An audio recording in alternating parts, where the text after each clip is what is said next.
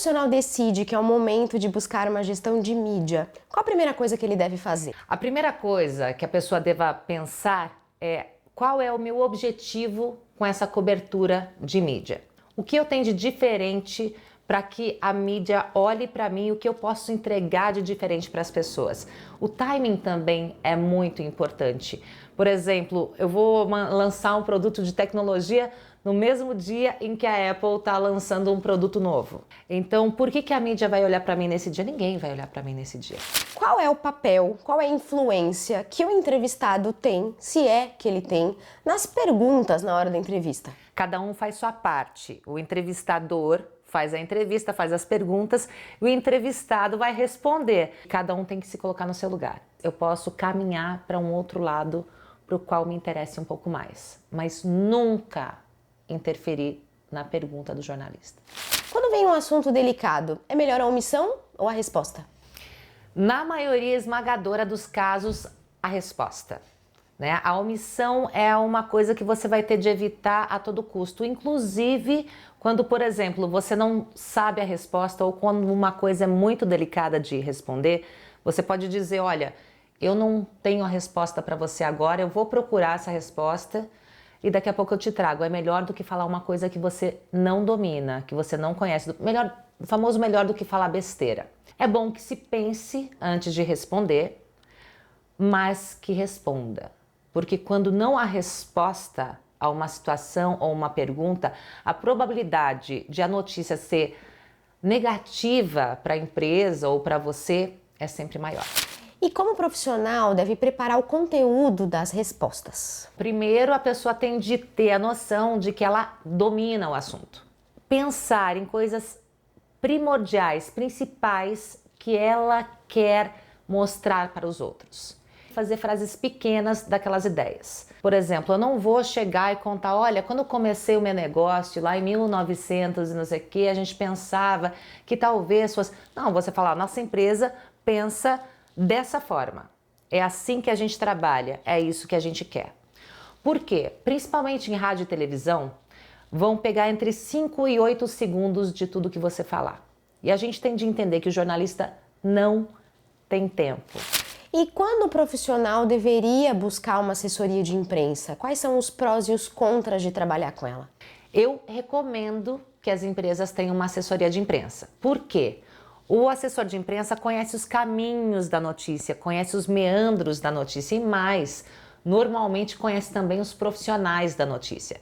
Quem trabalha com cada área, quem faz o que dentro de uma redação, qual veículo é melhor emplacar tal notícia. Muita gente fala, não, eu vou sozinho, vou conversar com uma pessoa, mando um e-mail sozinho, mas o assessor de imprensa é profissional nessa área. É como se eu fosse querer ser médica daqui a uma semana, estudando um livro de medicina ou olhando alguns vídeos na internet. Uma pessoa que não conhece o caminho da notícia não vai conseguir fazer uma ponte entre a fonte e o veículo de imprensa tão boa quanto o assessor de imprensa. Claro, a gente tem de escolher um bom profissional. Eu, particularmente, escolheria um profissional que já trabalhou em veículos de imprensa, porque essa pessoa já conhece o dia a dia dentro de uma redação. Sabe melhor como ajudar o jornalista. E isso é muito importante, tanto para a fonte quanto para a assessoria de imprensa, que ajudem no trabalho do jornalista. Tem um ditado em inglês que diz "Any press is good press". Alguma coisa como falem bem ou falem mal, mas falem de mim. Qual é o risco que o profissional ou a empresa tem em lidar com esse tipo de situação? Depende da situação. Para um político é interessante estar sempre na mídia, mesmo que falem bem ou mal. Muita gente em época de eleição, por exemplo, vota em pessoas que fizeram coisas muito ruins, mas que apareceram muito na mídia e votam pensando, o fulano já conheço, mas não lembram qual era a notícia relacionada àquela pessoa. Agora, para uma empresa, por exemplo, não é positivo que se fale mal nenhuma vez. E na hora de escolher o público, Gisele, é melhor a gente se dirigir para um público mais amplo ou a gente se dirigir a um público menor?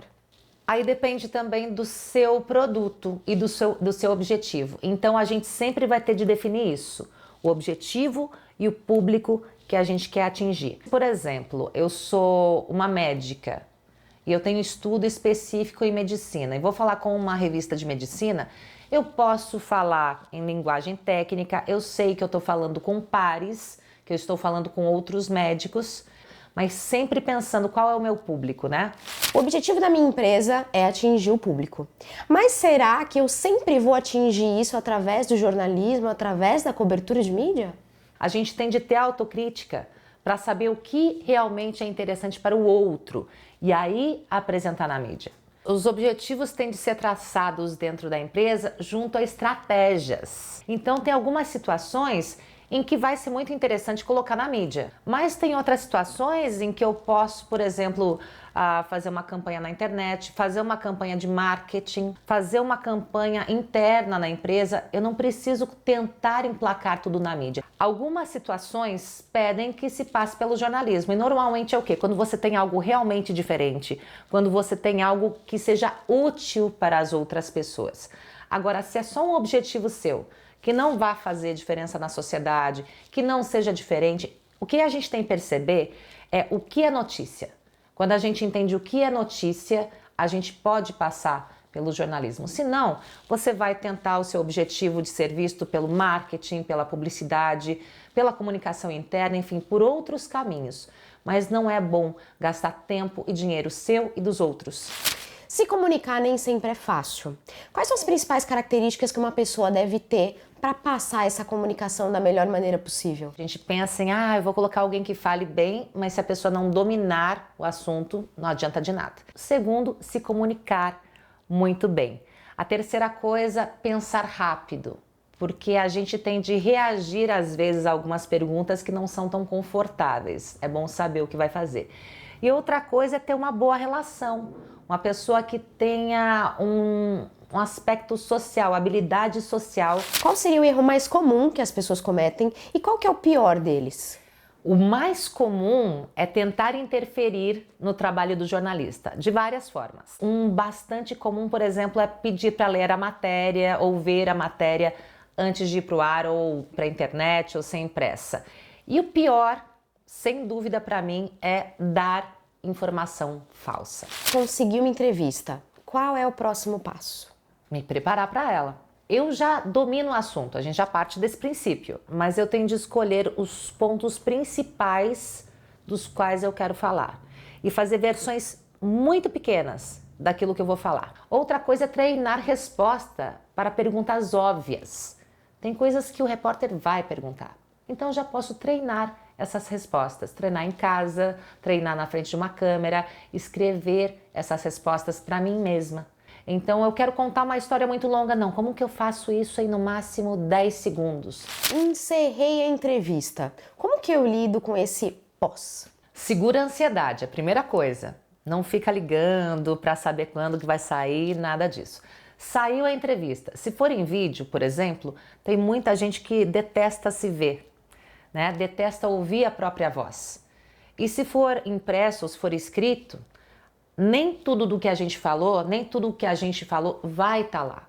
Então a gente provavelmente vai detestar se ver, vai detestar a maneira que foi editado, vai detestar o que tiraram de tudo que a gente falou. Qual que seria a mensagem final? Se perdoar e perdoar os outros. A maioria das pessoas pode dar entrevista, desde que estude para isso, que se prepare para isso. Então, obrigada por terem assistido esse vídeo. Se você conhece alguém que pode se beneficiar, já manda para essa pessoa. Até a próxima! Até!